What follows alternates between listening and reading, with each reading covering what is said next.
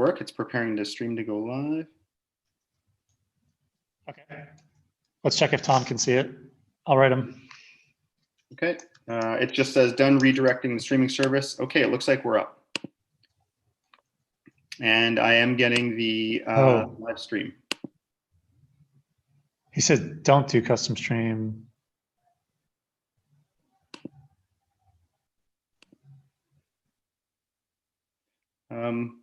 Hello.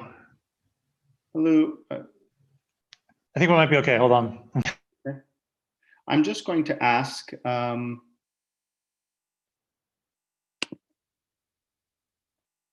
it's Diana. Okay, good. Hi, Diana. When you came into the room, it was a weird alphanumeric code, and I just wanted to make sure we didn't have any naughty people coming into to Zoom bomb, but it's you, so we're okay. I'm going to mute everyone.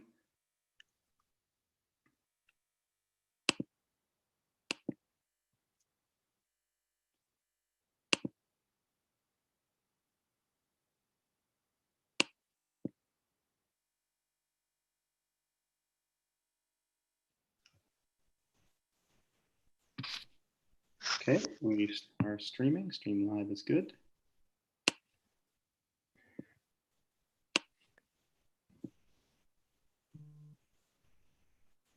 Okay, we have Adnan as well, so we have Arabic and Spanish. Okay, great. Diana and Adnan, if you want to start translating, we'll go ahead and check the stream on the back end for the translation. Okay.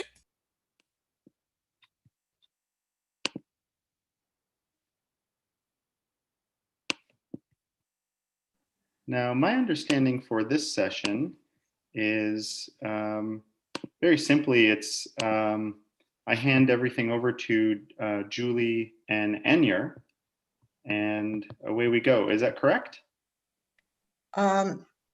Yes, but could you please explain a little bit the chat box, and so that Dorian will have an eye on that. We will also.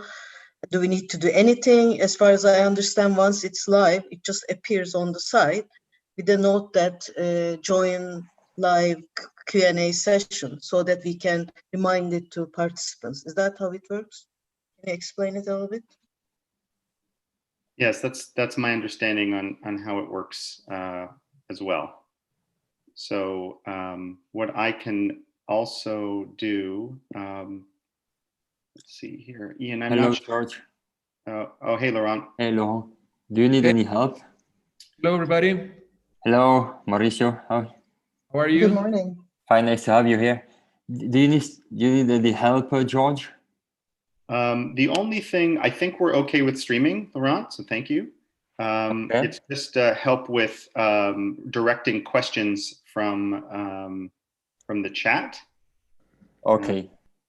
Which I think is pretty straightforward, because what I can do is I can just, once I turn it over to Enya and Yes. Julie, I can just message you each individually in the chat if there are any. That's how it works. Somebody goes to Slido, can see the questions asked, and forwards to the moderator here. That's the part I'm so sorry, need a little bit explanation. When you say we go to Slido, where do we go exactly? Because I'm not sure about that. There must be another link. Yes, I know. It's an external link that you should open in your browser. Have you talked about that with Heather at some point? I think she sent something yesterday. I will call her. But one moment, I will get back to you. And I was oh, hi, Julie. Hey, sorry, go ahead. I was expecting that I'm just going to look at WhatsApp, and then you guys will feed me your list of questions, and I'll pull them from there. Was that correct? We need Heather to answer this. I'm getting to her.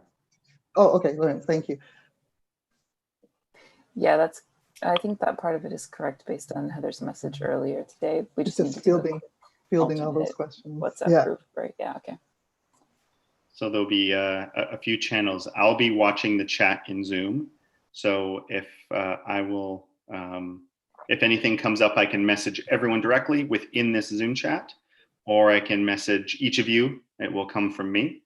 And then, yeah, the questions will come from Slido, which you will see. I actually don't see those questions. And then you can just sort of say, we have a question from this person, and here's the response to that. But those questions will appear next to the live stream window, right?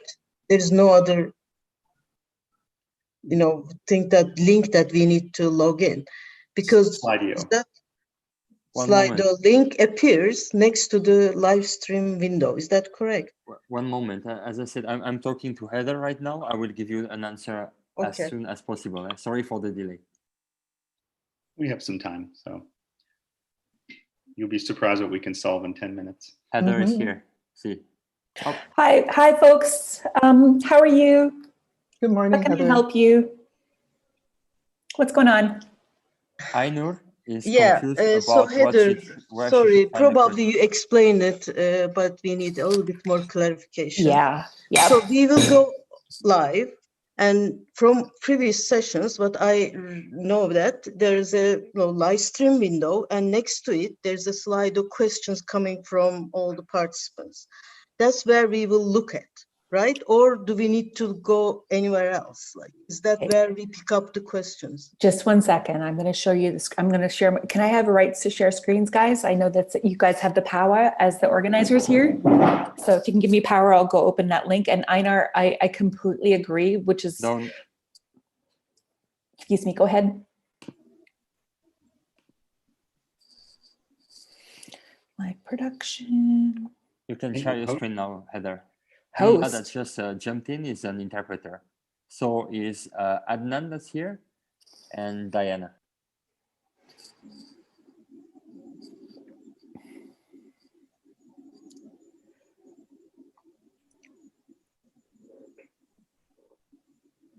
Where's it going? Okay. Sorry, I was working on the closing panel.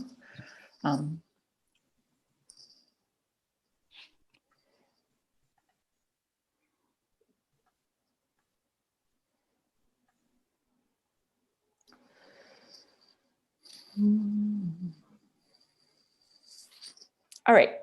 So Einar, you guys asked for the questions to be removed. So what you have is this complete place where people ask questions, okay? So basically what's going to happen is people will be sending questions like this. They'll be sending questions. And so the people who are moderating, this is what they're going to see, okay? And so what will happen is a complete stream, and I'm going to go to Kara's so that you can understand, okay? Because we did this morning. I want to show you what's going to happen. People who are moderators are going to go through and scaling up. Here we go. Okay. And I'm very sorry for Lori and anybody else. Just want to make sure that you know. So this is what it looks like. Okay. 1 second. Of course, my internet slows. We still have time, right? All the other stuff is solved, right? This is the last one, right? Good. Okay. So I even shared screenshots so that people could see at the top of this one, okay? Just 1 second. I feel like if you see how another event did it, it'll make it a little bit easier for you, okay? So if we see questions or whatever, we're gonna still paste those questions in here, okay? And then the people who are doing translation, our volunteers, they're gonna put the translation for you. So I asked Leah to translate from Arabic. I asked other people to do that. Eva was checking, okay? That's what it's gonna look like between the moderators. So that's why I suggested you have a different one, okay? A different room.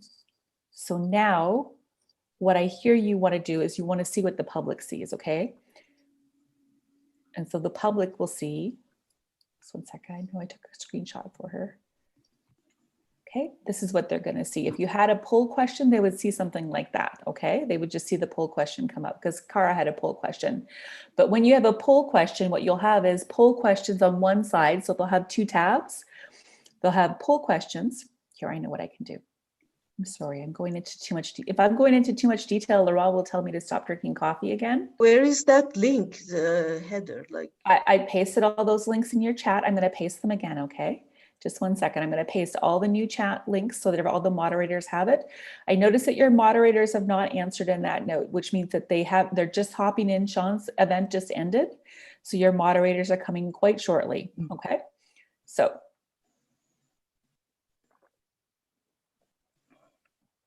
Okay.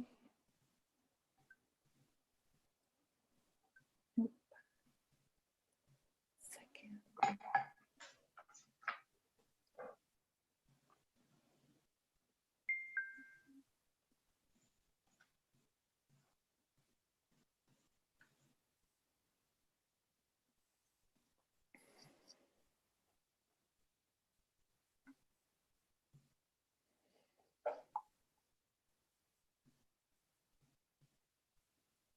Interpreters, can we do a test?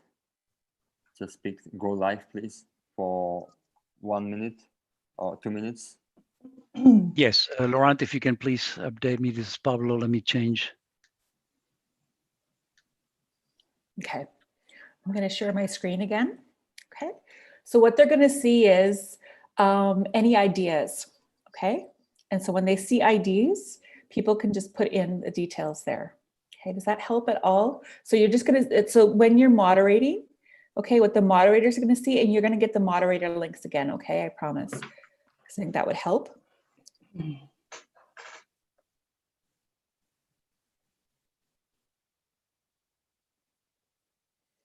got 3 minutes. I see them here in the chat now. Should I just copy paste them again? Yeah, that's right. All right. Those are the questions that you should use, okay? And so basically it's just going to be one little window. I'm sorry, I'm not very lucid right now. This is, I think, what you sent earlier. Is this what you're looking for? Is this what we should all be looking for, rather? Because I also am not positive. Live in 4 minutes. Basically, just where should we look to get the questions that we filter? You're going to look, one second, let me do it again, okay?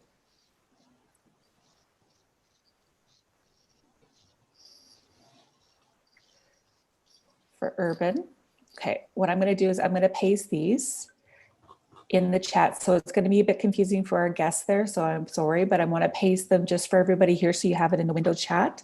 Okay, for Julie. And I'm also going to put it in your other chat. Okay, so nobody else is going to see this. So it's in the order of Arabic, French, Spanish, and English. This is exactly where you're going to see the responses and all those links there.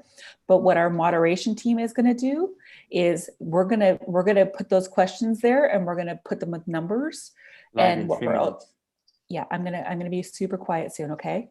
We're gonna put them with numbers and everything's gonna be fine. This is why we kind of needed 2 tests, but that's okay because we're almost there. I am gonna paste them in here again. Somebody else already did. Thanks, Julie. I'm gonna stay in this panel for a little bit and then hand it over, okay? I'll just be in the moderation.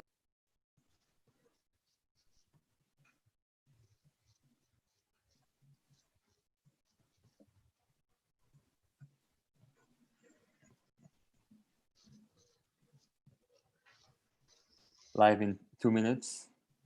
You ready to go, George? Can I ask a quick tech question? Unrelated, a simple one. How do I make sure my notification sounds on my computer are not being heard? Are you hearing them? Not 'Cause I'm at hearing- the moment. Oh, perfect, because I'm hearing all sorts of things going off on my computer. You can go in each tab on your browser, right click on the tab on the name and mute tab normally. I mean, for like when I get emails and things like that, maybe I should just close my I don't know emails. about that, so sorry. I'll just close I just close it, that's what I'll do. I don't need to watch emails right now.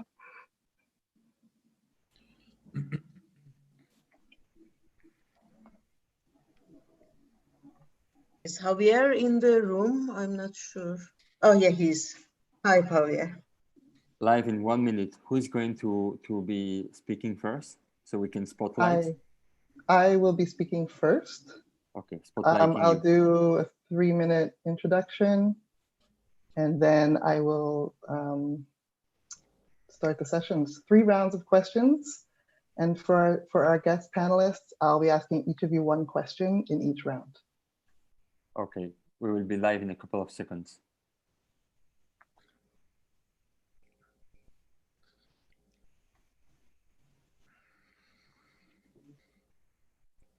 20 seconds.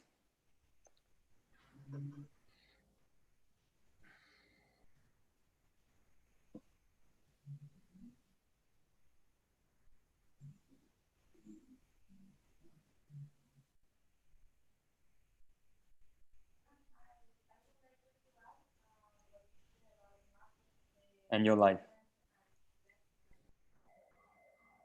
Good morning and welcome to Urban Communities for Building Climate Resilience. Today, we will explore how cities can thrive in a changing climate, and we will discuss the role of humanitarians who work closely with local governments and development agencies, as well as communities, to help our cities be the best that they can be, which entails providing for their most vulnerable populations. I'm very happy to be here to moderate this session, and I trust that you are all healthy and in good spirits today. My name is Lorian Farrow. I'm the Director for North America and Environmental Risk Management at the Global Resilient Cities Network, an independent city-led network of chief resilience officers in 97 cities and over 40 countries. We are the continuing legacy of the former 100 Resilient Cities Network. And I'll talk more about our network throughout the session, but first, I'd like to focus your attention on our esteemed panel. Today, I have the great pleasure to be here with Maimouna Mohd-Sharif, Executive Director, United Nations Human Settlements Program at UN Habitat, Javier Castellanos, Under Secretary General for National Society Development and Operations Coordination, IFRC, and Mauricio Rodas, Senior Fellow, Adrienne Arch Rockefeller Resilience Center. A very warm welcome to you all, and thank you for sharing your time with us today. For you at home live streaming this event, we would love to hear from you as well.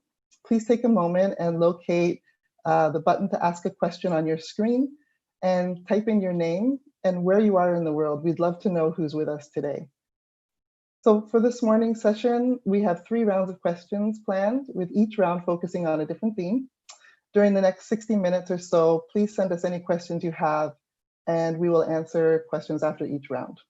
So thank you, everyone. Let's get started. We know that 80% of the world's population will live in cities by 2050. This presents tremendous challenges, but also wonderful opportunities.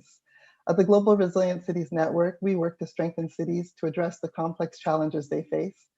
Urban challenges are deeply connected, and our solutions must be as well. The resilience approach recognizes that our health and well-being, economy and society, infrastructure and environment, and leadership and governance, the 4 dimensions of urban resilience, cannot be improved in isolation, nor can they be improved by a single leader or entity alone. Cities must create access points for new leaders who can collectively contribute to building the city they want. This is why I was so thrilled to hear about the topic proposed for discussion today: addressing complex challenges and never losing sight of the people, and all of the people who live in cities will take cooperation and collaboration of many, including local, regional, national, and global actors. And with that, let's start our first round of questions. To our panelists, I'm curious to hear what you see happening in cities through your work. Maimouna Mohd-Sharif, you are the former mayor of the City Council of Penang Island, Malaysia, and the first woman to be appointed as president of the Municipal Council of Seberang Perai in 2011. Along with many other great achievements, you began your career as a town planner at the Municipal Council of Penang Island. And given your practical experience working in cities, I'd like to ask you, what are the biggest threats and opportunities that climate change is posing for urban infrastructure and governance systems? Thank you very much for having me here. Good morning, good afternoon, good evening in our new normal to all friends and colleagues. Thank you very much and for the introductions.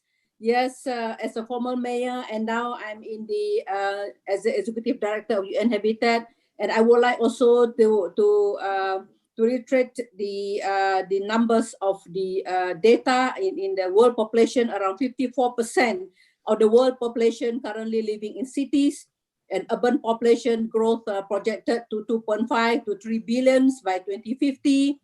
And actually cities are the primary battleground where the fight to manage and respond to climate change will be won or lost. If we know that in the Sustainable Development Goal, at least 64% of the target will be in cities. So in cities, is the opportunities is also the challenges. Cities action present specifically around challenges owing to the scale. Cities account for the majority of the greenhouse gas emission, the complexity of the urban system, the governance at the local level, at the regional level, and how is it linked to the national level and the global level, and sometimes it's often mandates and responsibilities overlap, and many other factors. So to me, cities is also the engine of growth and the opportunities for the positive climate actions, however equal, as significant from economies of scale through the proximity and density of the population, which favors resource efficiency. At the same time, you can see also the global development agendas recognize this and give special consideration to the nexus between climate action and sustainable urban development. So, but I also a bit worried. I think we are also a bit worried about the urban vulnerabilities are predicted to increase in the coming decades. Projection in the urban slum in Intergovernmental Panel on the Climate Change present that increase of 1.2 million square kilometers of urban land will be covered from 2000 to 2030. So we can see that with this projection, there will be loss of green infrastructure. And it's a key to climate change and also key to climate change adaptation. So as well as increasing also the exposure of population to greater risk, especially those residing in the informal settlement and the vulnerable groups, especially now you can see very clearly during the COVID-19. So to me, cities is the opportunity, cities is also as the solution. And again, the greater the deficit in green infrastructure and public services, the greater the exposure to the impact of climate change will be. So sometimes I have experience as a former mayor that we have to balance up in terms of the, now I think many mayors will face the recovery, what type of recovery model that we would like to see. So to me, the challenges and the opportunities are there, but it's also, there is no one way that fit the same policies to every cities, but we have to look into the way that is suitable and also implementable recovery plan that is in need due to the climate change, and also which also affect the economic growth, affect the environment, affect the food production, and towards the end also affect the peace and stability of a country, of a city. I'll stop there. Over to you, Madam Moderator. Thank you. Thank you. Thank you so much, Maimuna. I've turn to Maurizio Rodas now. Maurizio, you are a senior fellow at the Arch Rockefeller Foundation Resilience Center and a visiting scholar at the University of Pennsylvania's Penn Institute for Urban Research. You are also the former mayor of Quito from 2014 to 2019. And during your term, you were the hosting mayor of the UN's Conference on Urban Sustainable Development, Habitat 3.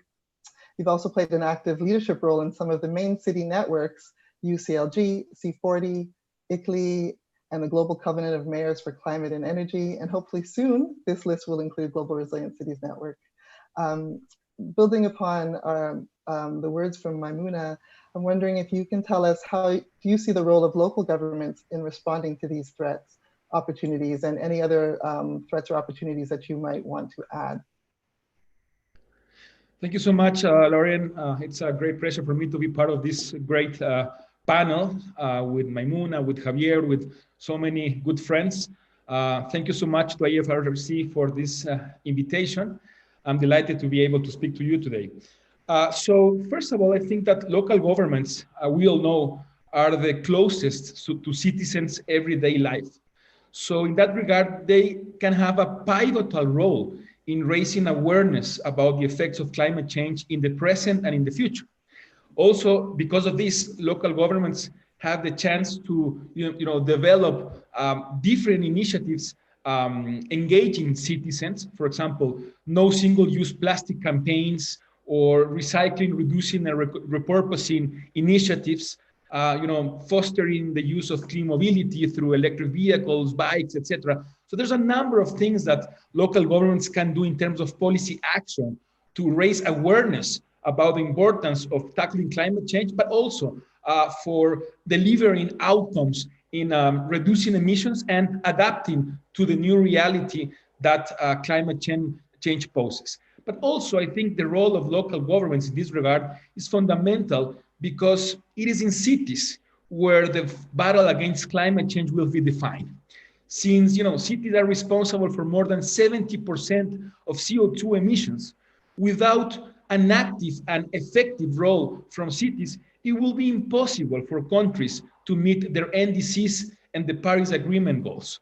And therefore, I see a great opportunity for cities to become a major driver for change regarding one of the most pressing issues of our time, which is climate change.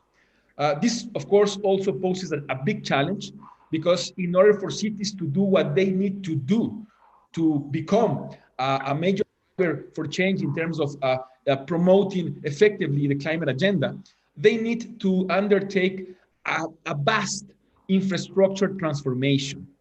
Under a low carbon scenario, $93 billion needs to be invested in climate resilient infrastructure by 2030, and 70% of this estimate relates to urban areas. This is the amount of investment needed for cities to do what they need to do to tackle climate change in an appropriate way.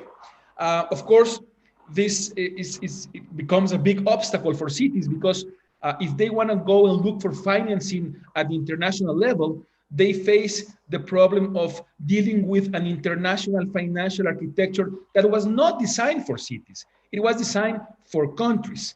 So it is very difficult for cities to access to international financing to undertake this vast infrastructure transformation that is needed. That's why it's so important to raise these kind of issues and discuss the kind of reforms that the international financial system needs to become more cities friendly. Again, if we understand the importance of cities to tackling climate change, we understand the importance of transforming its infrastructure, then we need to do a whole lot more in terms of reforming the international financial system to have cities providing better access to these international resources. And even though there has been some progress in this regard, we are looking at a very fast pace how there are new financial players, new financial mechanisms, facilities, funds, bonds, etc., that are focused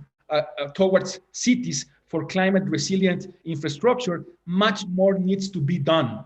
And I think that it's the time to discuss new, innovative, and disruptive ideas, like, for example, the creation of cities-led funds that are managed through cities platforms for cities, without having to go through the national governments like in the past. Or, for example, the creation of what will be called the Cities Green Multilateral Bank. This is the kind of new concepts that I think is really relevant to discuss nowadays if we really want cities to become an active player in the battle against climate change. Yes, thank you so much. A lot of what you said was resonating with me, having worked with cities so closely. The main question that we get asked at the Global Resilient Cities Network is, where can we find more funds to implement our projects? We have the ideas, we have the will, and now we need to leverage funding to implement. And so I would love to be able to save some time to come back to this topic this morning or at another date, definitely. Thank you for that, Mauricio. And now I'd like to turn the floor over to Javier Constellanos. Javier, thank you for joining us this morning. And you bring with you a depth and breadth of knowledge developed through your work in national society development, resilience building, and emergency humanitarian operations at the national, regional, and global levels. Currently, you serve as at the International Federation of the Red Cross as the Undersecretary General and National Society Development and Operations Coordinator. I was very interested to read that you began your journey of over three decades with the IFRC as a volunteer in Ecuador. And I'm also intrigued by your studies in communication and health and corporate responsibility and humanitarian diplomacy. I believe this experience uniquely positions you to answer the next question, which is, from a humanitarian perspective, how is climate change affecting the vulnerabilities in the urban context? What kind of shifts and amplifying effects do you observe in terms of risks to well-being and safety of people in urban areas?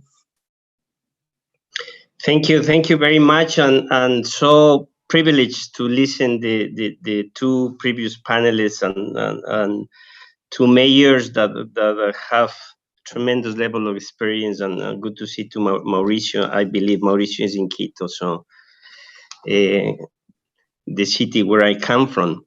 So, but very quickly, just to mention a few points. Probably the first point will be what we know. And in the what we know is that at least in the past 10 years, based on the studies, over 80% of the recorded natural hazards were climate related and have affected over 1.9 billion people. That's extremely important information. The second point that is important to highlight is we also know that the world's largest cities are located in coastal areas and are highly prone to floods, sea level rises, or to other hazards due to climate change. This is going to have definitely an impact when we talk about climate change. The third thing that we know is that extreme heat is also on the rise due to climate change, particularly due to the densest parts of the city with the fewer greener spaces are among the hardest to hit. We also know that the effects of climate change in rural areas, what it's doing is pushing migrants to move to the urban areas. And we know that many of them end in homes that are located in risk areas. We also know that tons of electronic waste needs to be better managed. And we know that this has consequences as well. So let me talk about the consequences. What we look into the consequences under this context is the complex interrelations between the human activity and the climate hazards, which determines who is exposed and susceptible to an event and the degree to which they can manage the consequences. So what we see is normally that the poor of the poor, those who are living in urban slums, those who are living in marginalized areas of the cities, those who are living in conditions that are not suitable for a land to live, are the people who are the most at risk in any urban city. And we also know that with those consequences, what we have is multidimensional problems that requires multi-sectorial solutions.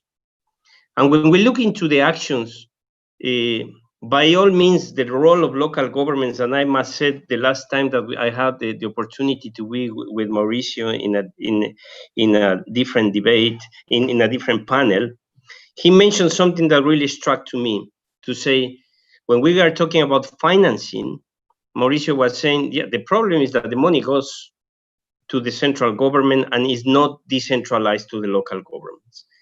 But this is a crucial component that also needs to be taken into consideration when we are referring to the actions that need to be taken in how to facilitate the financing to local governments.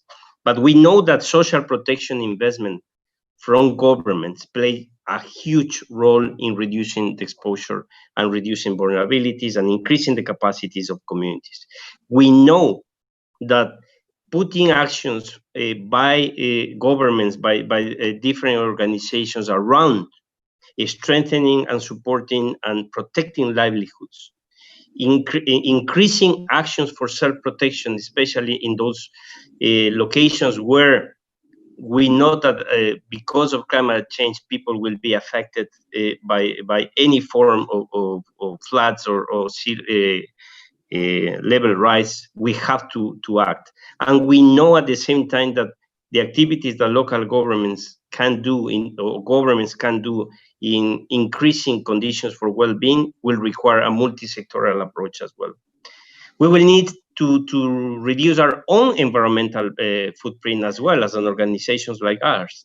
We will need to be greener in our operations and pursue more activities related to nature and how we protect ecosystems-based solutions and be part of those protection of ecosystem-based solutions. Thank you very much. Thank you so much, Javier. I'd love to come back to the topic of financing, as I mentioned before, and you brought up a good point about the flow of money between the national entities and local entities. But first, because you just finished talking about actions that can be taken by individual organizations, including IFRC, and there is one question in our chat that I think speaks to that directly, which I would love for you, Javier, to address. The question is, which policies regarding energy efficiency gave the best results in your cities? But I would also ask you, what have you noticed through your work at IFRC? What has been the most effective change that you've made to reduce your carbon footprint?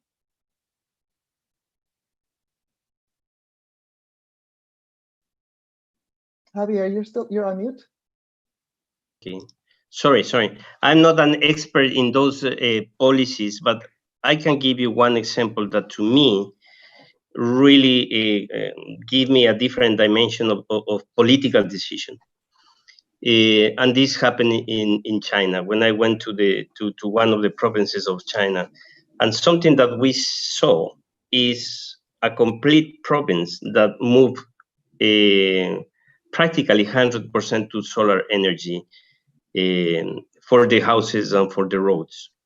And of course, this means a huge investment in terms of the government in China to bring this dimension of solar technology into the cities.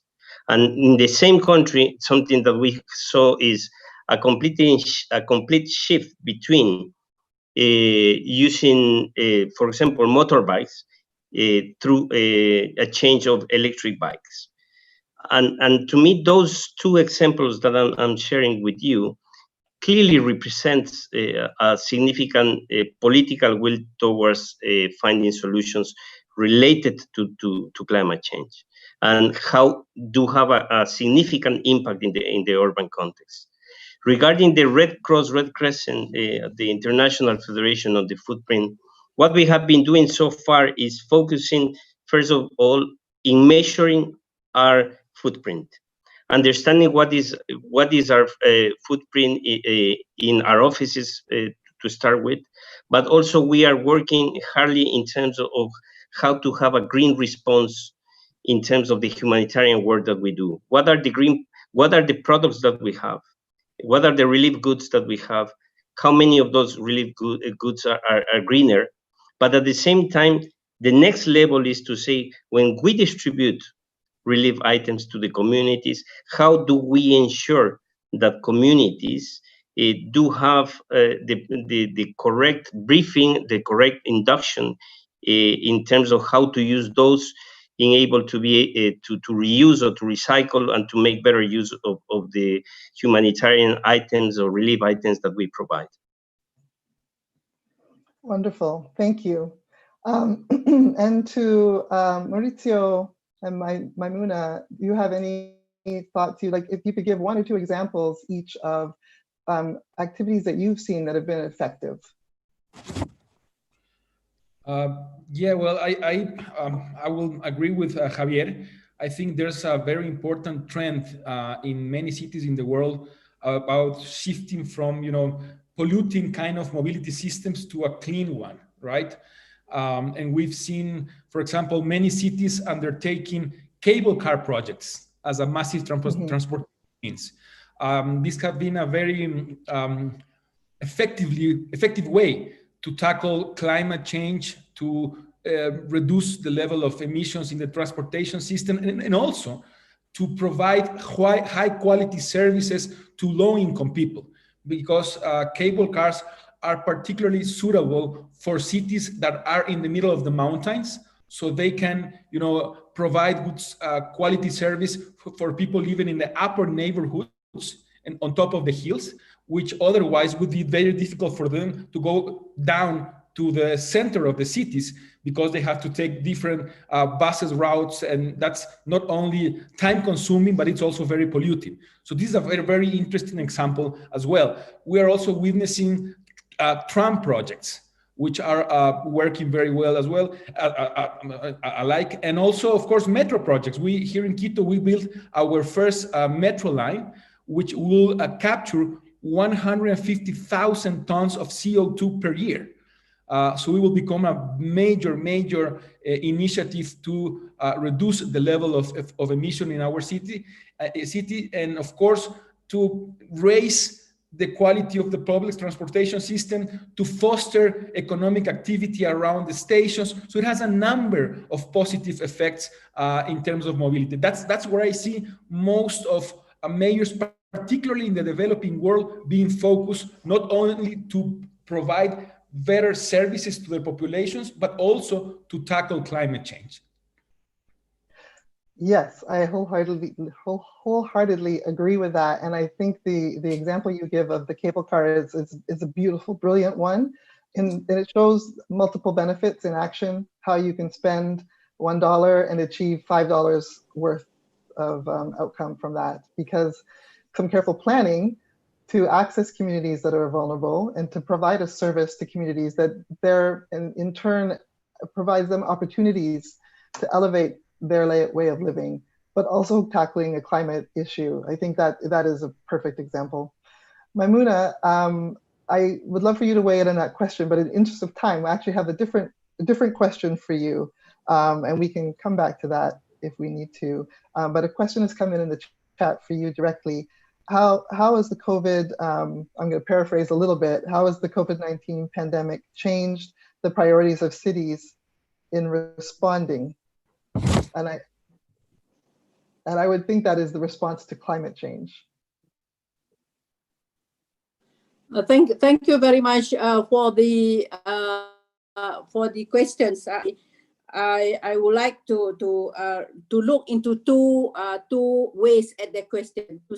One is that I think now the COVID-19 is already shows that a wake up call for everybody, and shows the inequality between cities and also within cities and within nation and between and within. So I think this is very important to look at to reflect back and to rethink in the way that we do our planning and the way that we allocate our resources and the way that we look into our priorities. So during this COVID-19, and I realized that there are 4 areas that really look at. One is the leadership at the local level, and also the governance at the local level, the institutional governance and institutional framework to tackle the COVID.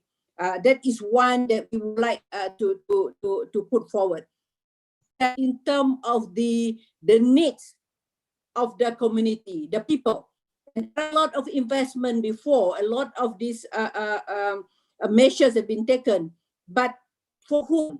Is that people being put at the center? Because now during the COVID-19, it affects people, and it regardless either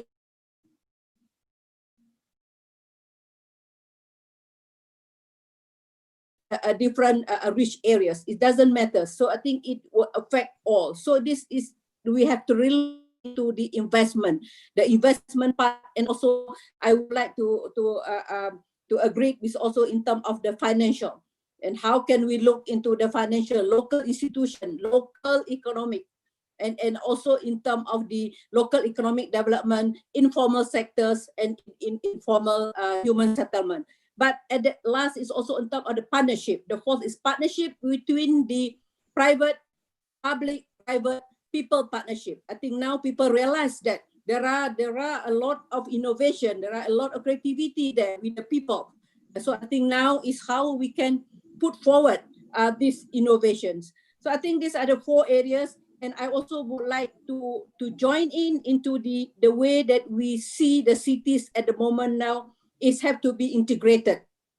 What happened? We discussed this now. What happened in the climate change and the COVID-19 at the coastal area, the marine area, actually is also related to the top, the hilltop, to the hill slope, to the flat land, to the coastal area. So what actually is the marine is the end of the system. So UN Habitat started the Waste Wise City campaign. There are nearly 1,600 cities already together with us. I think this one of the areas that the COVID-19 and how we look into the nature-based solution. How can we look into the green innovation, to rethinking into the governance of the cities, rethinking in terms of the planning and how it affects the people as a whole. So I think now there are a lot of mayors and my colleague who are reached out to UN Habitat. How can we recover? What is the new business model after this COVID is and essentially recover in terms of the local revenue, because there are a lot of the cities been affected and they have to give a lot of stimulus, the incentive.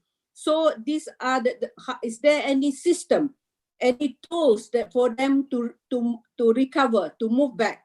So I think this is very important for us to look into the climate adaptation policy and tools and the green innovation and the nature-based solution. So I think it's a really a wake-up call for us to do rethinking and to do a replanning and see what has gone wrong and how can we strengthen the city's network and the city's DNA. So UN Habitat is also looking into this, and we are hoping that you will be come up our studies by end of the year from 4 areas, looking into the city governance, looking into the city inequalities, looking into the city new business model. And one of the, I think one is very important thing is the data, because it's data and mapping. Now, even the cities, they don't have the data. Where are the location of the water supply, the very basic services that need the wash, the water and sanitation. So I think all this will really look at the weakness and the strength of the city. Over to you. Thank you so much. Wonderful. So we have come to the end of our first round of questions. We started off talking about infrastructure and changes that we can make to reduce climate impacts, and looped our way through to really focusing on a humanitarian perspective, which I think is so important if we are going to build resilient cities. We're going to move on to the second round now. And for this round, I'd like to turn our attention to leadership and how we can influence or leverage leadership in our cities to achieve some of those points that you just talked about. Maurizio, I'm wondering now, finally we get to come back to a more in-depth finance discussion. The question is, how do you see the leadership of climate change adaptation? I'm sorry, this is not the right question. Your question is, how do you see the current political and development trends will evolve to change the financing of climate change in cities? Sorry, could you repeat that? I'm sorry, Laurie. Yeah. Oh, my apologies. Looking to how we finance cities, how we finance climate change activities in cities. How do you see the current political or development trends evolving to meet that challenge? Okay, that's a real challenge. That's a great question. Going back to what Javier mentioned before, I think that at the end of the day, the possibility of cities having access to international finance is a political issue, right? Why? Because the political scenario pretty much influences the ability of cities to access to resources. So there are, for example, a number of countries in which cities are not even allowed to international borrowing at all. The law explicitly prohibits it. There are some other countries like Ecuador in which cities can have access to international financing, but they need a national government's guarantee, which very frequently is not granted because of political rivalries between the national and the local governments. So that poses a real difficulty, right? It is, for me, scary to think that such an important task for the world, like climate change, and the fundamental role cities have to play in that regard might be threatened because of political reasons. I think this is something to really think about because we need to change that. So that's why I was arguing before that it is urgent to rethink the way international financing is working, right? If you look, for example, at the policies from the multilateral development banks, you see that all of them are geared towards countries. Why? Because countries are these banks' stakeholders. There are ministers of finance from these countries sitting on their boards, making the decisions, right? So cities don't have a voice in these international financial institutions. So even though there has been some progress in this kind of banks, or for example, bilateral development agencies from different countries in terms of creating new facilities for direct lending to cities, much more needs to be done. I think that's interesting. It's encouraging to see that there's raising awareness on part of these institutions about the importance of direct lending to cities. But again, the task is immense, and we have to do much more. So that's why I am positive about looking at how fast the supply side of the financing equation is moving, like I said before, in terms of having more and more financial players, institutions that are looking at cities as direct recipients of financing, and the creation of new facilities that I mentioned, like funds, green bonds, etc. But I think that cities should have their own international mechanisms for financing, right? Direct financing. So there are some interesting platforms right now, like the Urban 20, this group of cities that are an engagement group for the G20. I think, for example, that's a kind of vehicles that cities should use and take advantage of to advocate, in this case with the G20, which is at the end of the day the group of the most powerful economies in the world, and is a group that is mostly about finance. So cities should take advantage of these platforms to advocate for these kind of reforms at the international financial institutions and the creation of new cities-led funds. Again, using this kind of cities platform to come up with projects that will be, effective to tackle climate change and to direct lending to cities, or the creation of what I mentioned before, a multilateral bank for cities. I know this might sound disruptive right now, but this is the kind of bold actions that we need to take because the clock is ticking and we don't have too much time. Here. I think disruptive and bold actions are the right words that we should be thinking of. We're not going to solve our problems by doing the same thing we've been doing. And I always feel that there is a lot of money available. The access is the problem. And when I was personally working in a city as a water resources engineer, trying to build flood protection, my country, I didn't have that. I'm from Canada. I didn't have the problem of accessing the funds. But I had problems for my nation accessing the funds, but I did have problems spending the money that was made available to me in a city, just because of the processes, the timing, the bureaucratic requirements to get access to the money often didn't align with construction periods and deadlines to spend. We often had to send a lot of that money back. And so the system at all levels, from receiving the money to spending the money, needs a good overhaul and to be disruptive. I would wholeheartedly agree. Very quickly, Lauren, if I may. Actually, it's not only a problem of supply. I mean, supply has to increase, right? But it's also a problem of demand. We need to develop the city's capacity, for example, to come up with bankable projects, right? We need to work with cities to improve their institutional capacity, their credit worthiness. So there's a lot of work to be done on the part of cities as well, to be able to match supply with demand. Fair. Yes. Yes. Thank you. Maimuna, I wanted to ask you, how do you see leadership of climate change adaptation and mitigation changing in terms of national governments versus cities? Are you seeing the national push translating to cities, or what do you see in terms of the synergies between national and local government?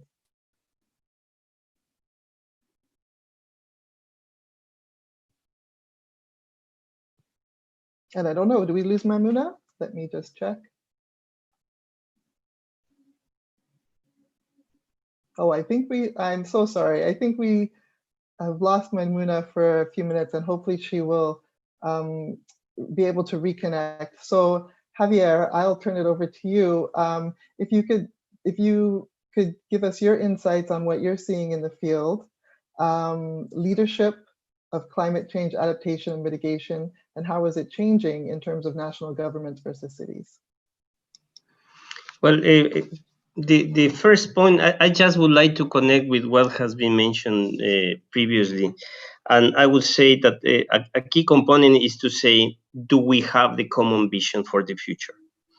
And one of the key challenges, and those who are politicians or have been in the political environment will know more than me. But I think when we talk about climate change, we will need to have a 50 years or a strategy.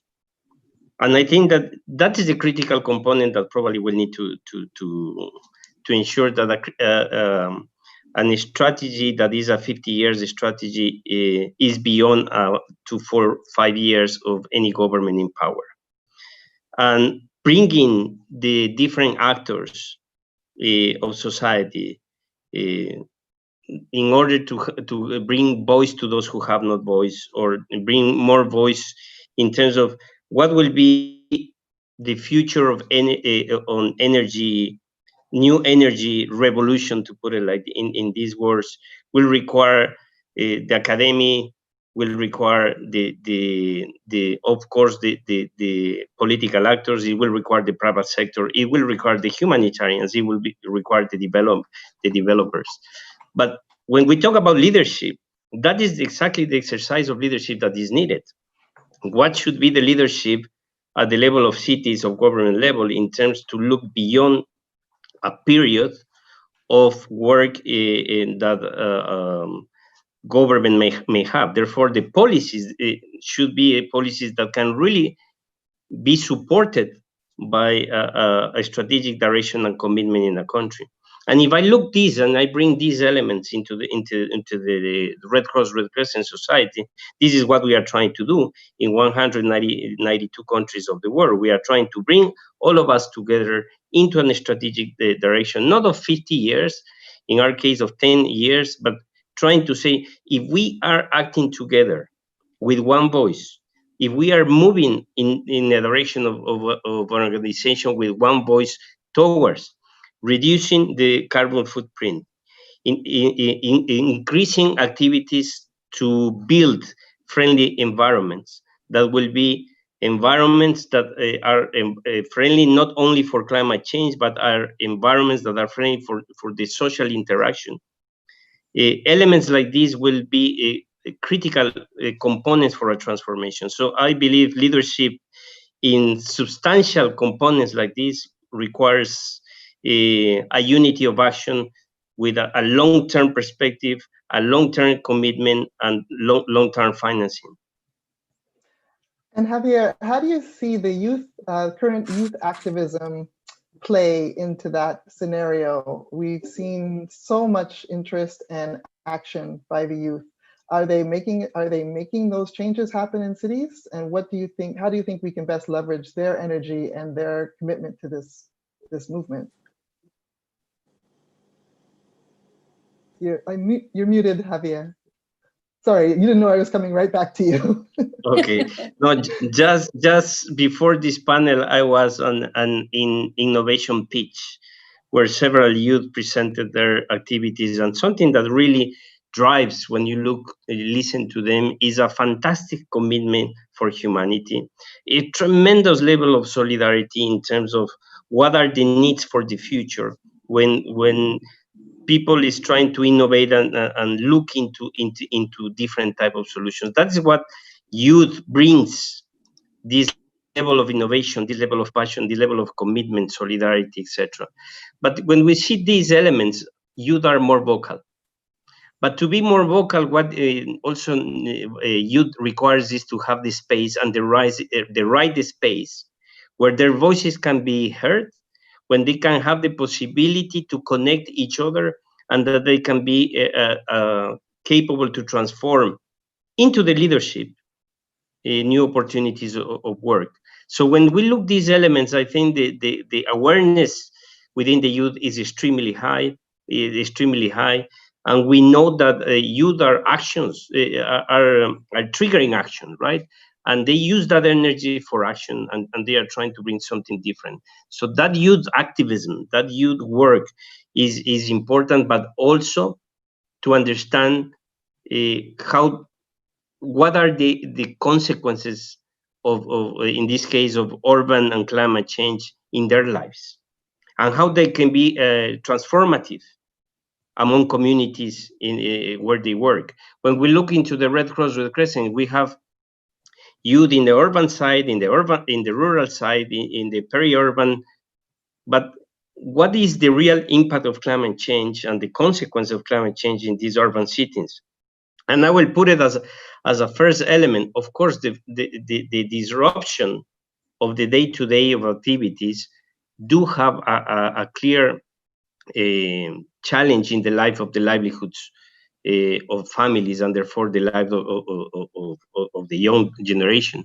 We know that disasters in general and crises in general may generate crime and may increase the level of violence. And also we know that many disasters put young people out of the school, out of education. We know that disasters and the increasing level of poverty increase the level of child work on the streets. So understanding the consequences is extremely important also in that already existing awareness that the young population has. In our view, youth are what we call agents of behavior change.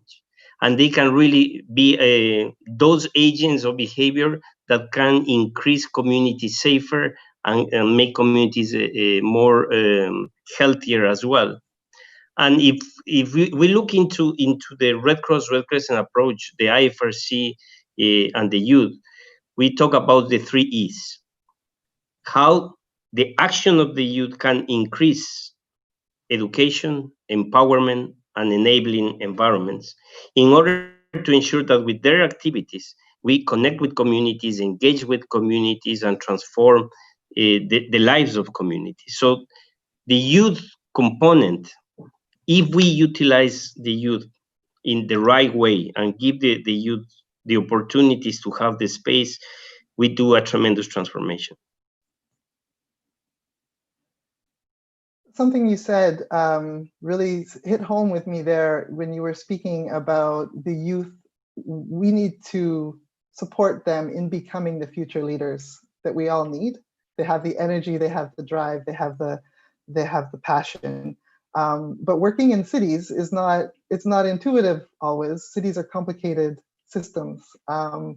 And it often takes even mayors who are first elected, takes them half their term to figure out how to maneuver through cities. So what can we do, and I'll open this up to the floor, to the whole panel, what can we do to support that learning for the youth to help them stay energized and not be dissuaded by the systems that we work in, political systems, or even just bureaucratic systems?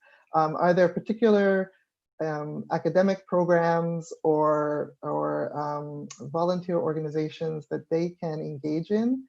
Or what have you seen work to help transform the youth energy into that future leadership role that we all need so desperately?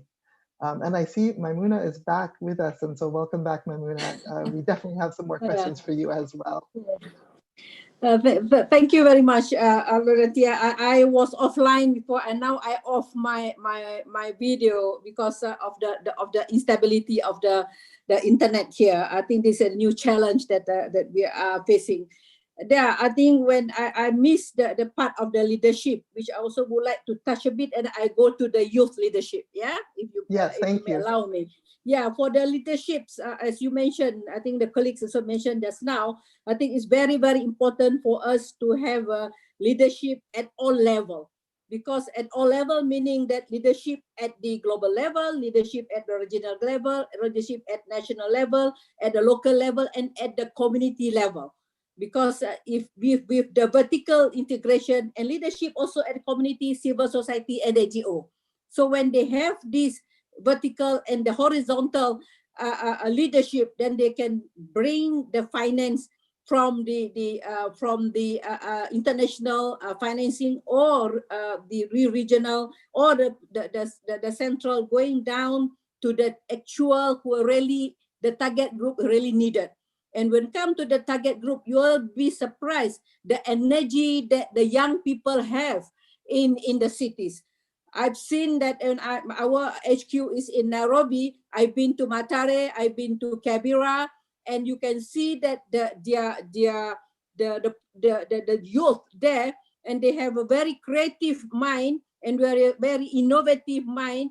And I always mention to them, turn the impossible to I am possible. And whenever they say me, they always say, ED, we already turned the impossible to the same spelling, but I am possible, by putting up the in terms of employment, creating the convert the dump site into the public spaces where it's very much needed during the COVID-19. So I think we need to give the space, we need to give the trust, and of course we need also to give them a certain funding. To catalytic funding, that what we did in the COVID-19, we give them a very small fund, but this is catalytic, and from there they invite another funding, and they make it bigger. Even now they become as infrastructure at the same time in terms of employment. So I think, and also we have to guide them, and we have in UN Habitat we have a capacity building. And we follow through and we monitor, and we also include them in the campaign for the communication, for example, to communicate to the people what is COVID-19, what is the impact through the arts, through the using the matatu, using the taxis, using the public transport. So I think they have a lot of energy that we need to put up. And another one last thing that I would like to think about the investment is that UN Habitat actually launched the cities investment platform during the World Urban Forum in Abu Dhabi in February. That was the last conference, big conference at the UN just before the COVID-19, where we pull together the mayors, we pull together the investors, we pull together the regional government, and also the decision makers to discuss how can we look into the bankable project, how can we help the mayors, the governors who have the plan, but they don't have the fund to implement it. So I think this cities investment platform is initial stage, but there is a lot of opportunities for the mayors and for the people, and including the youth, to join us in this cities investment platform. Over to you, Ms. Florian. Thank you, Maimuna. So we have talked about, in this round, our round is about leadership and leveraging leadership to achieve our goals. We've talked about how we need leaders to step forward and disrupt the system, and around financing, we've talked about harnessing the energy of the youth. I'd like to take the last few minutes of this round to perhaps focus on leadership in humanitarian organizations such as the Red Cross, leadership through UN Habitat. And Maurizio, a question has come in on the chat that I think would be perfect for you. Well, actually is directed directly to you. The question is, if you look at the time when you were a mayor, what role would you expect the Red Cross to play in the urban landscape to meet the challenges of climate change? Well, actually, we were privileged enough to have a lot of joint initiatives with the Red Cross, for which I am really grateful. And I think that there's a lot of ground to do much, much more, right?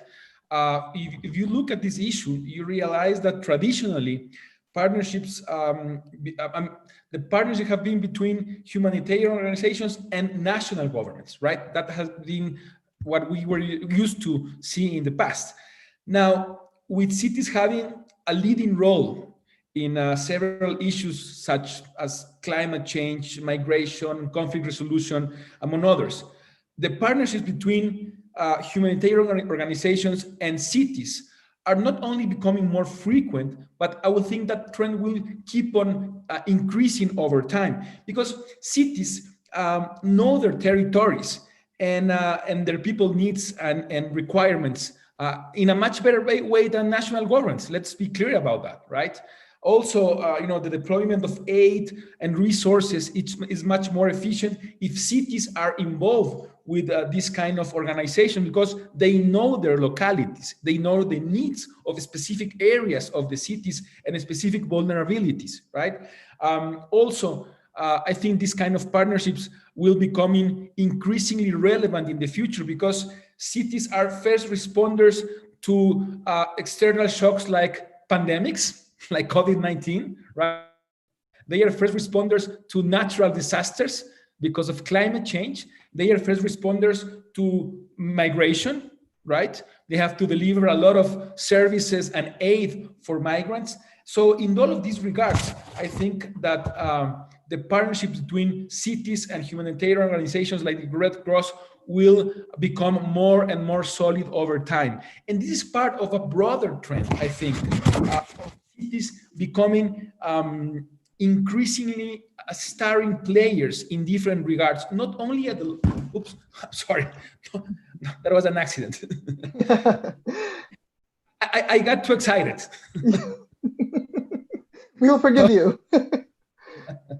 So I think cities will are becoming starring players, not only on issues regarding local needs, right, but also global issues, right? If you look, for example, at the trend of cities raising their voices at the international arena in things like, the construction of some of the most important international agendas during the past few years, the SDGs, the Paris Agreement, of course, the New Urban Agenda, right? And more recently, the Global Compact on Migration and Refugees. We have seen an increasingly active role from cities in the construction of all these agreements. We have also seen, the rising importance of city networks, like 100 RC, of which Quito was member of. So this also becomes a very active space for cities to interact with humanitarian international organizations like the Red Cross. The fact of having cities becoming more active at the international arena also becomes a new platform for delivering services and aid at the local level because of their active role at the international level. So again, I think that the fact that cities are becoming more and more important, not only to address local issues, but also international ones, becomes a nice opportunity to strengthen the kind of relationship that cities have with humanitarian organizations. Thank you. Yes, we're seeing at Global Resilient Cities Network, our cities, the benefit that we have from speaking to each other in regional terms, local, city to city, but then that connection globally to cities, other cities around the world. I mean, it is impossible to not see that humans are humans and we experience the same problems. And so the solutions can be found in any city. And so we've been, one, I think the successes of having a network like ours is to be able to make those connections, those peer-to-peer connections between cities to learn from each other. And then to also see how humanitarian organizations are supporting the cities. One city may not understand the opportunities that are there, but can see it come to life in a partner city, and then pursue those types of opportunities for themselves. Javier, I'm wondering if you have any thoughts on this, if this is your bailiwick. Yeah, no, thank you. You know, when we talk about cities, and I think the key role, the key word is partnership and collaboration.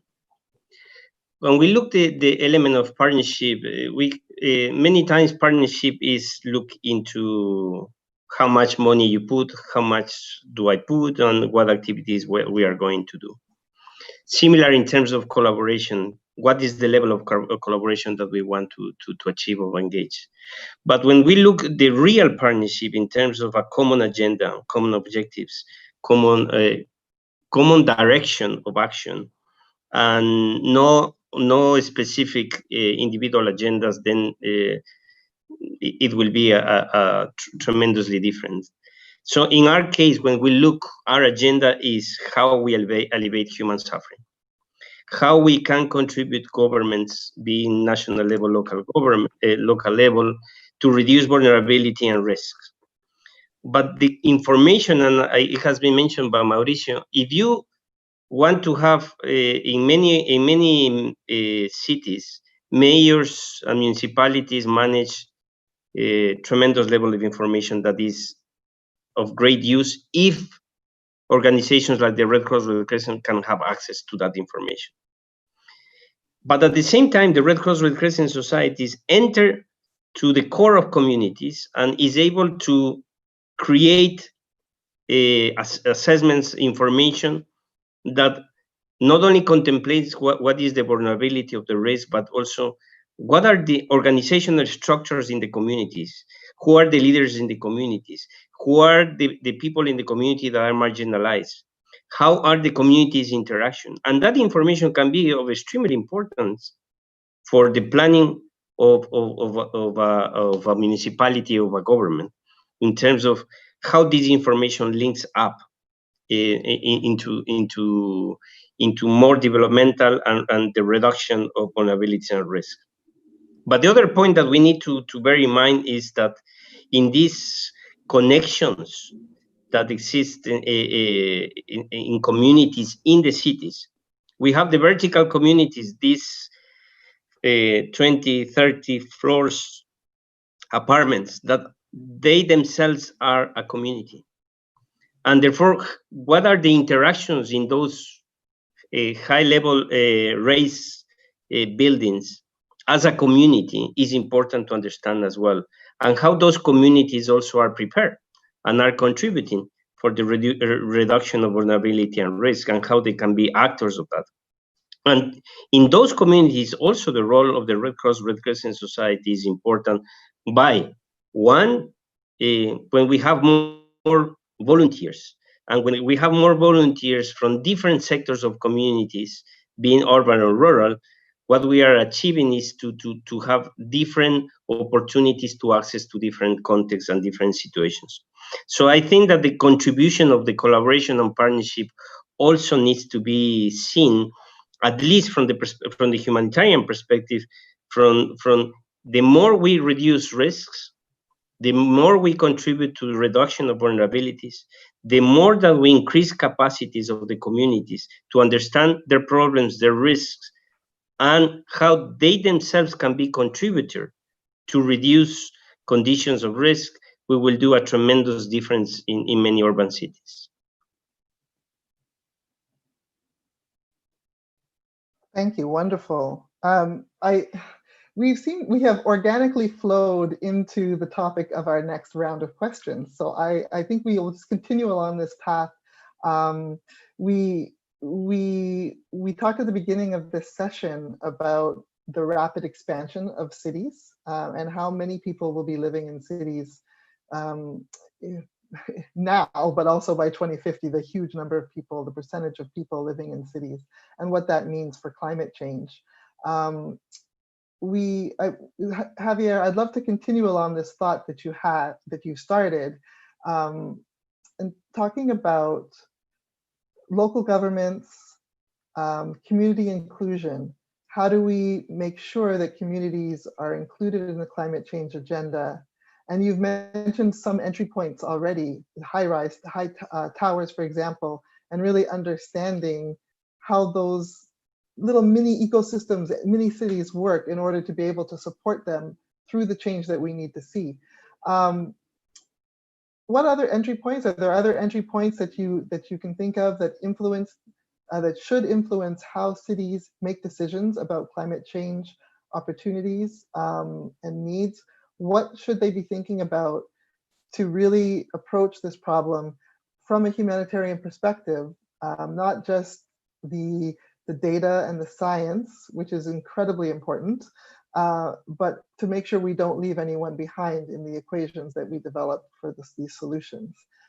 So towers is one. What else should we be thinking about?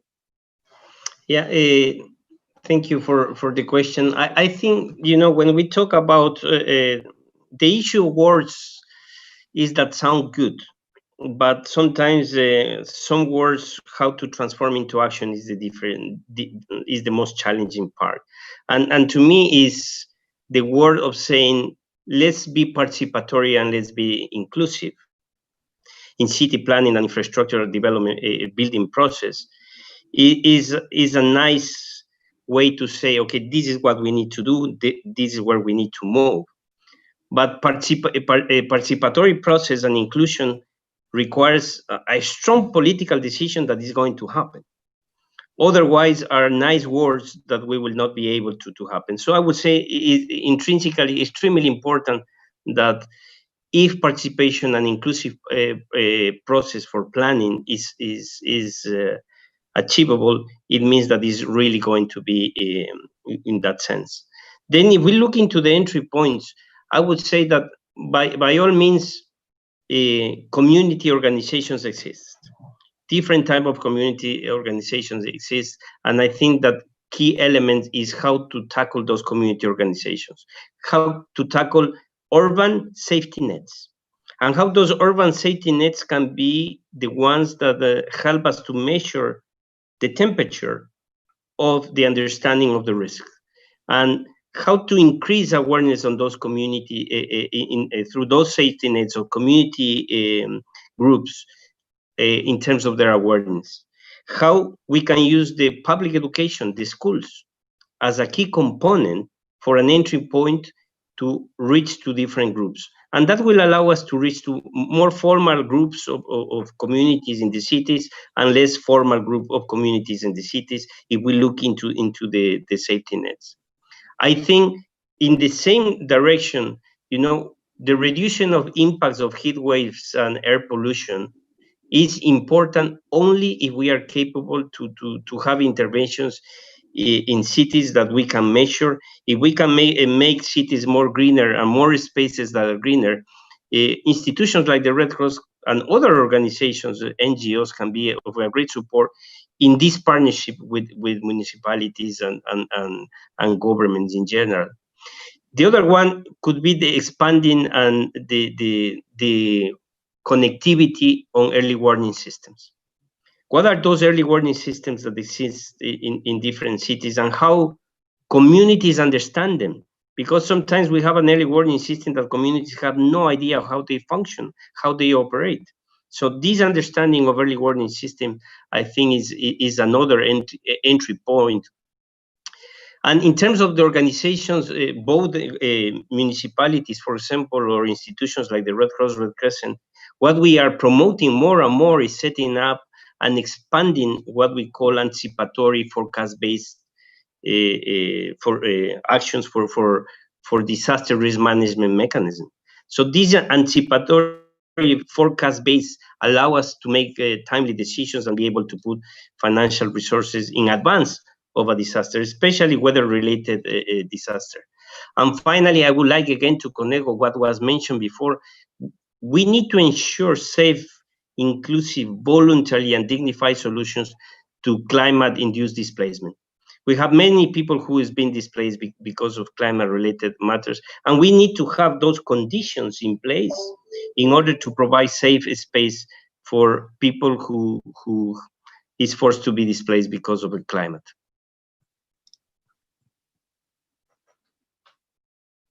Thank you, Javier.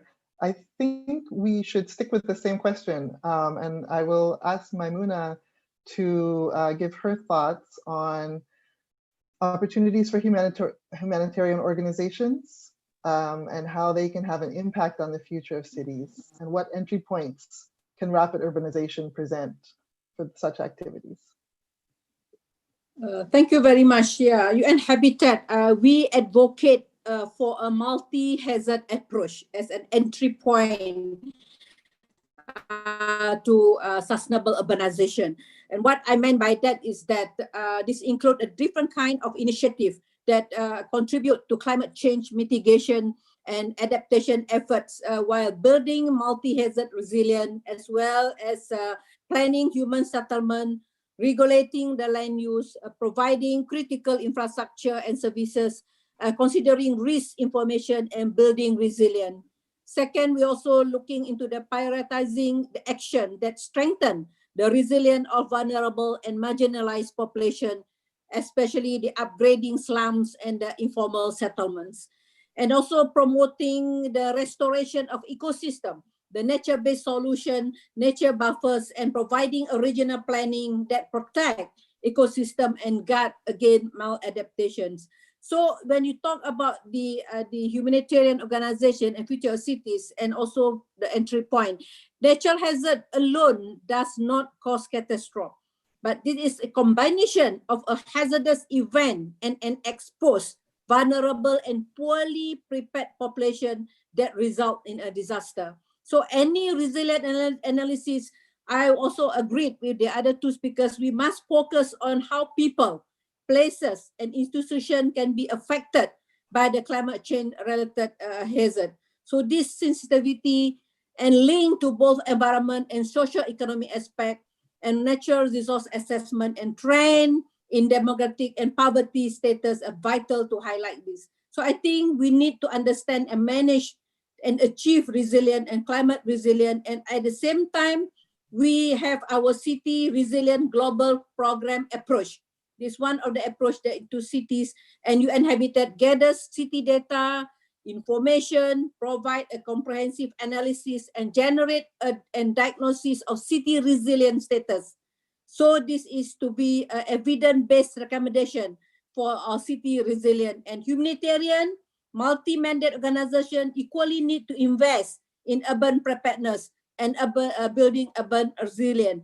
And not only international community must also take into the long-term recovery for intervention. We know that sometimes the humanitarian, yes, we are looking into the emergency phase, but in my view, that the division between prevention, emergency, and development phases is very, very important. So I think this is what we will look into the immediate, short-term, long-term, and sustainable term in terms of the to achieve sustainable urbanization and leaving no one and no place behind.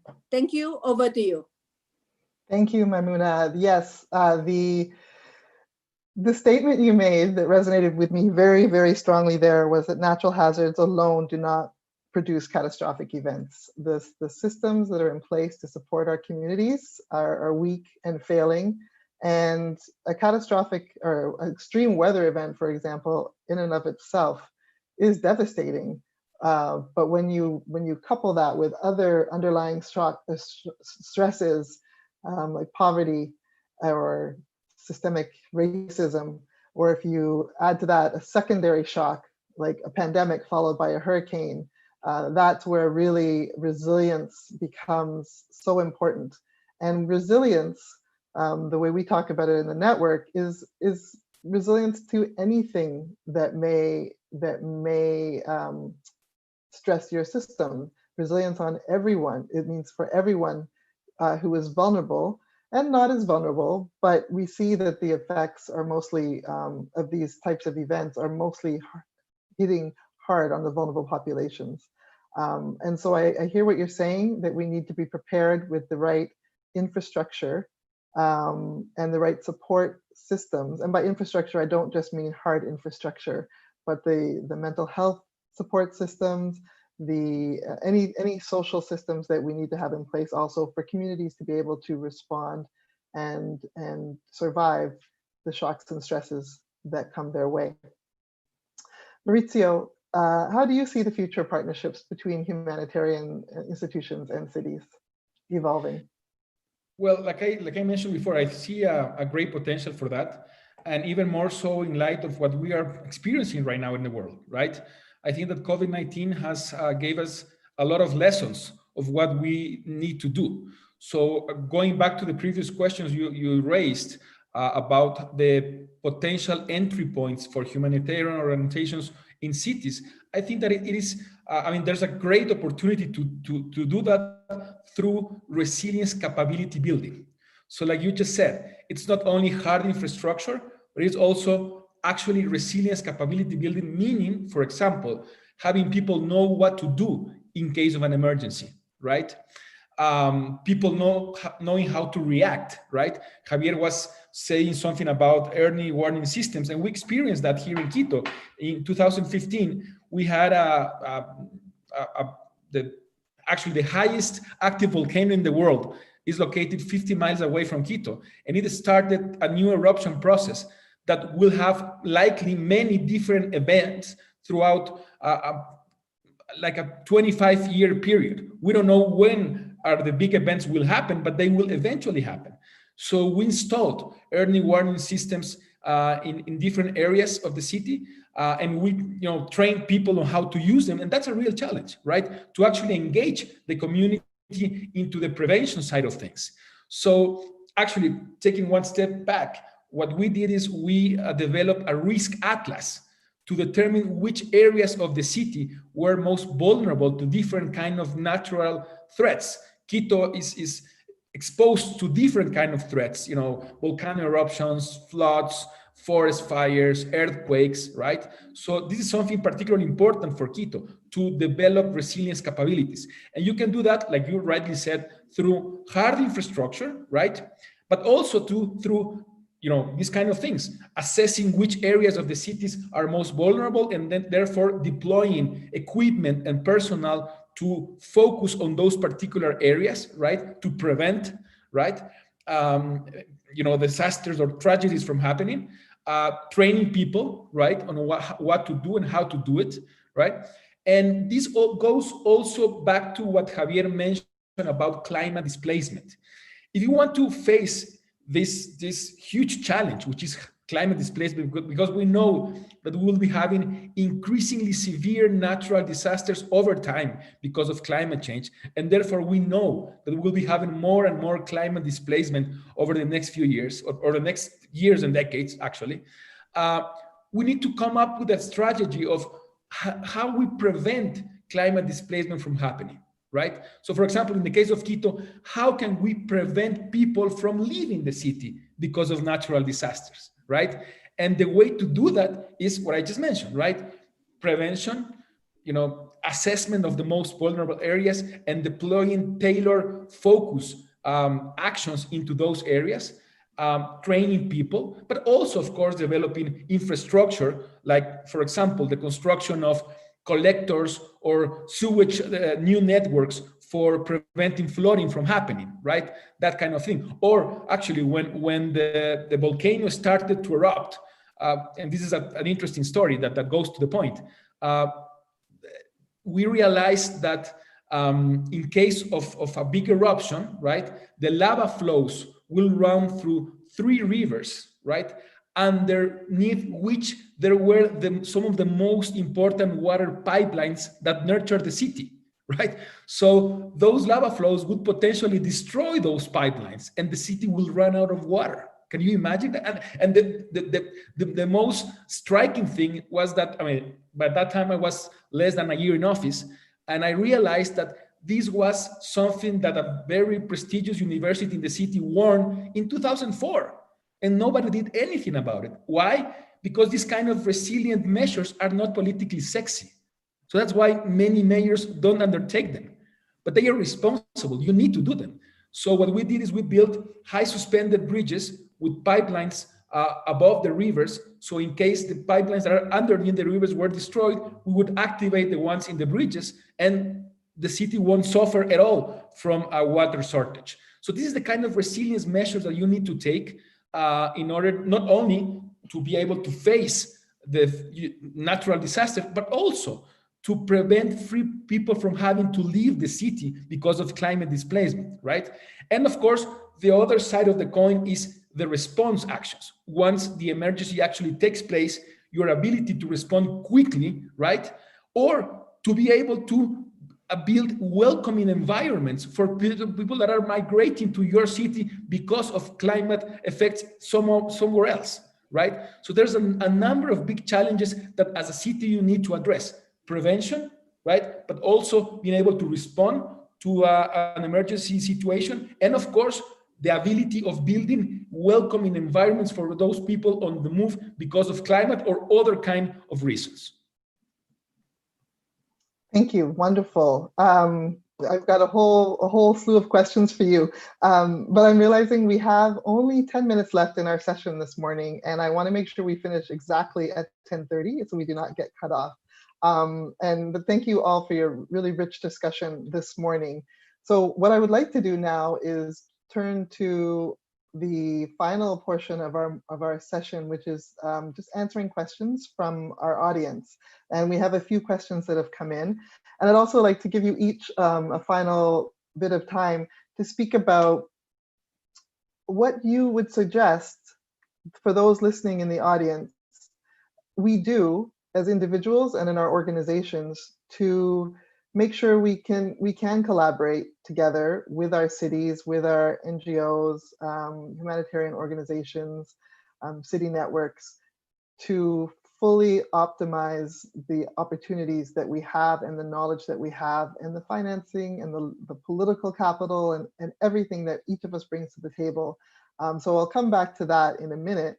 But first, let's go to a question from the audience, which is, city level data can be extremely useful for the communities to understand the systemic nature of the risk, but is not accessible. How can we bridge this gap?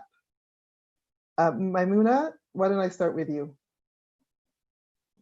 Thank you very much for that questions. I was out for a while just now, but I'm in again. I'm so sorry. Yeah, it's okay. As I mentioned earlier, that data is very, very important for a decision, to have an informed decision making.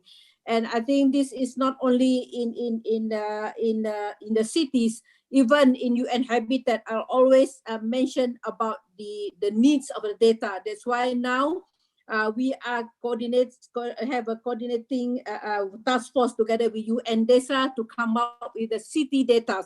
And city data must be disaggregated data. Otherwise, it's many cities, they have the data at the national level, but not at the city level. We totally understand. And when I was a former mayor, I also find very difficult to make a decision when we have no data. So I think now at UN Habitat, we are putting up this center of excellence where we will have urban or cities data. And I would like to have one day that when we talk about data, just like when we talk about ways like if you want to know about something, let's Google. When you want to know to go about to somewhere, let's take a Grab. But we want to know about data, let's go to UN Habitat. That's what I think that is want to increase the accessibility of having a data bank, and we are going towards that. So I think this is I totally agree because with data and we have the analysis. With analysis, we have the information. Because with data alone, without the mechanism to analyze the data, is just a figure. So I think this is I would like to share with the colleagues that we are now trying to bring in, and we are going to have to launch our World Cities Report, where we also have a data during our World Cities Day. I'm also would like to promote the October will be the Urban October. We'll start with the World Habitat Day on the 5th October and end at the World Cities Day, where we will launch our World Cities Report, which was already not at that time. The last World City Report was in the 2016. So now I bring back this our normative work, and I hope that we can also share some data in the in our World Cities Report. And again, if any feedback that we would like to give to UN Habitat, feel free. And I totally agree. Data is the key to make a decision, informed decision. Over to you. And Javier, would you like to weigh in on this discussion on data and how do we make it more accessible to entities outside of the city?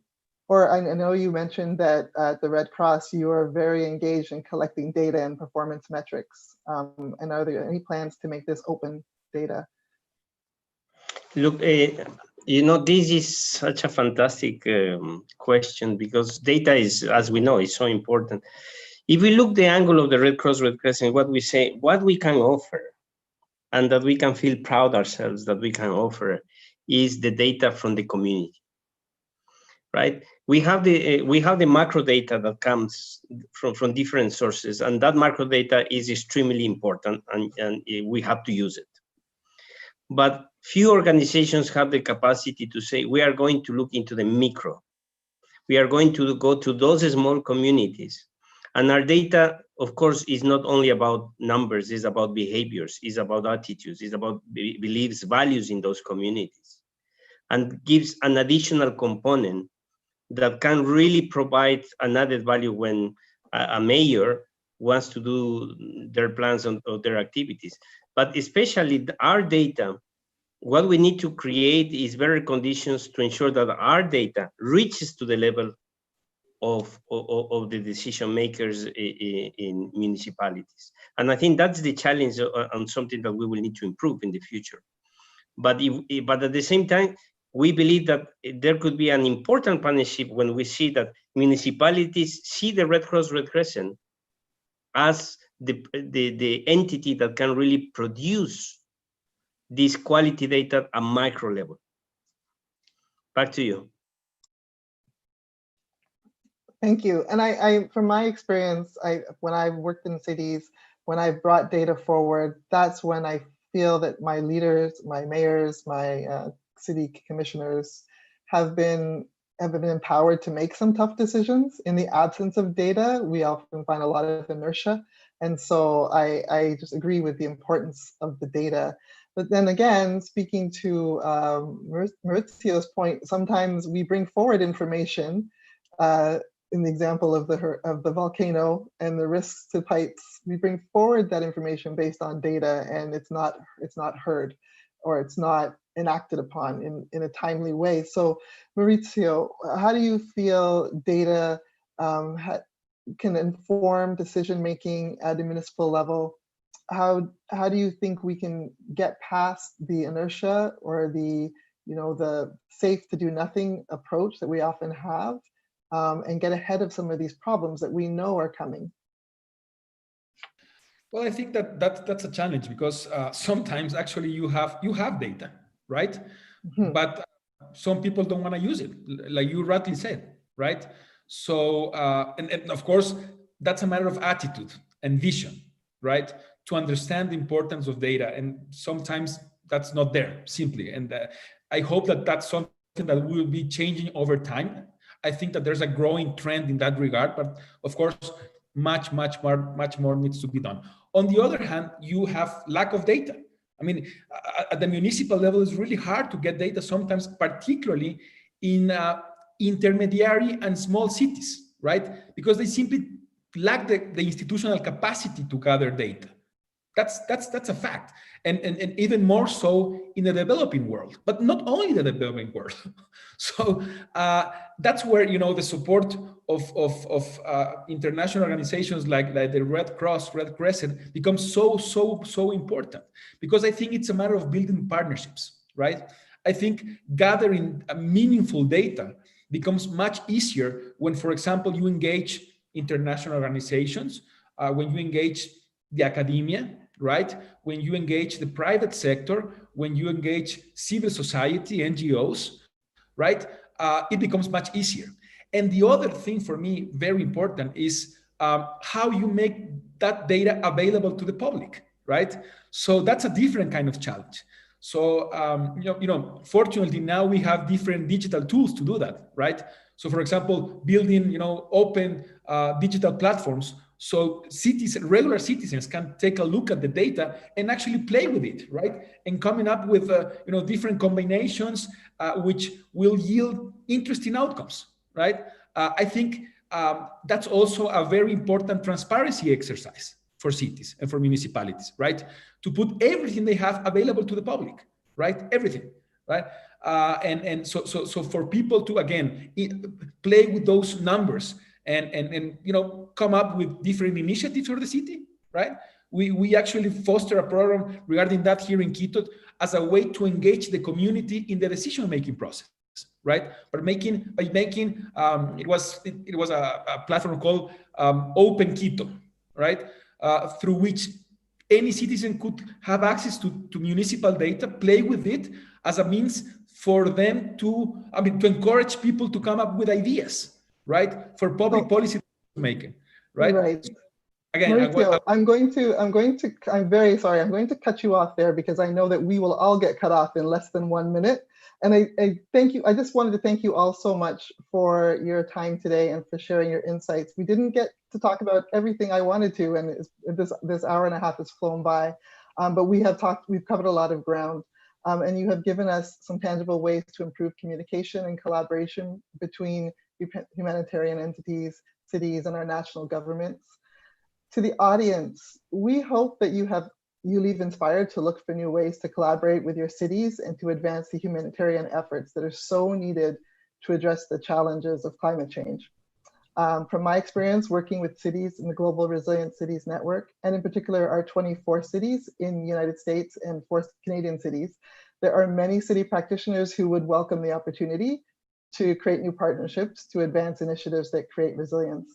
So I can safely speak for Chief Resilience Officers that they would love to hear your fresh perspectives and ideas.